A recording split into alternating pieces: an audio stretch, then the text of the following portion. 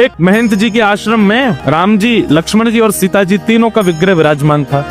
तो वृंदावन के वो महंत जी अपने ठाकुर जी को अपना भाई, सीता जी को भाभी, लक्ष्मण जी को छोटा भाई मानते थे।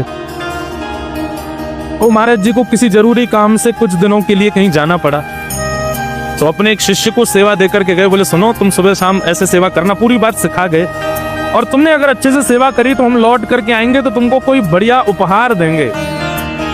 शिष्य बोला जो आज्ञा गुरुजी, मैं बहुत बढ़िया सेवा करूंगा।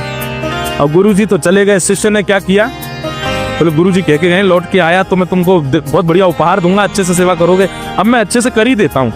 ये ठाकुर जी के बहुत दिनों से आंख नाक कान काले काले से पड़ गए, तो उसने लिया सरफ, और सरफ साबुन से ठाकुर जी पूरे ऊपर से नीचे तक मांज दिए, जैसे बर्तन मांजते हैं। ठाकुर जी की आंख मांज दी, मुंह मांज दिया, गाल मांज दिया, हाथ पांव में सब जगह सरफ साबुन लगा दिया।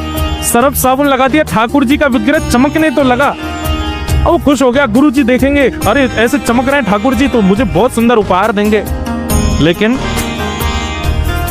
उन महाराज जी को स्वप्न आया, और स्वप्न में ठाकुर जी दिखे। और कैसे दिखे कि ठाकुर जी के यहाँ से माथा छिला हुआ है, यहाँ गाल पे घाव हो गया है, हाथ में से रक्त निकल रहा है, पैर छिल गए हैं ठाकुर जी के, और ठाकुर जी बड़े उदास बैठे। ये स्वप्न महाराज जी को दिखाई दिया।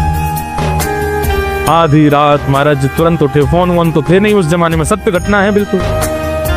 अपने यजमानों से कहा अभी इसी वक्त हमको वृंदावन पहुंचाने की व्यवस्था करो। जैसे तैसे करके वे प्रातः काल तक वृंदावन पहुंचे। आकर के उन्होंने शिष्य को उठाया, बोले जल्दी मंदिर खोलो। कैसी सेवा की तुमने? बोले गुरुजी आप देखिए तो सही, एक बार ठाकुर जी को देखो तो सही, आप कहोगे कि हाँ इसे कहते सेवा। तो जैसे ही मंदिर खोला तो ठाकुर जी चमक रहे थे।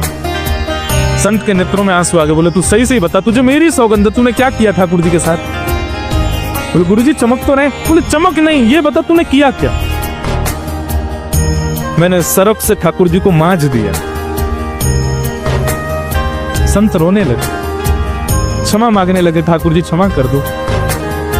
तो शिष्य पूछता रहा क्या हुआ? बोले अब तुझे क्या बताऊं, तू अबोध है, कैसे बताऊं तुझे? संत तुरंत गए और वन में से कुछ जड़ी बूटियां तोड़ करके लाए, पीस करके एक सुंदर काढ़ा बनाया, काढ़ा ठाकुर जी को भोग लगाया, सुंदर एक लेप बनाया, और नेत्र बंद करके विचार किया ठाकुर जी को कहाँ कहाँ घाव थे, वहां वहां लेप लगाया ठाकुर जी के हाथों पर, मुख पर, पैरों पर। और 15 दिन तक ठाकुर जी को नित्य काढ़ा और लेप का जब भोग लगाया, तब 15 दिन बाद रात्रि में पुनः स्वप्न में ठाकुर जी मुस्कुराते हुए देखे। बोले अब हम स्वस्थ हो गए हैं, अब हम प्रसन्न हैं, अब आपकी सेवा से हम बड़े प्रसन्न हैं। स्टोरी अच्छी लगी हो तो कमेंट में जय श्री राम जरूर लिखें।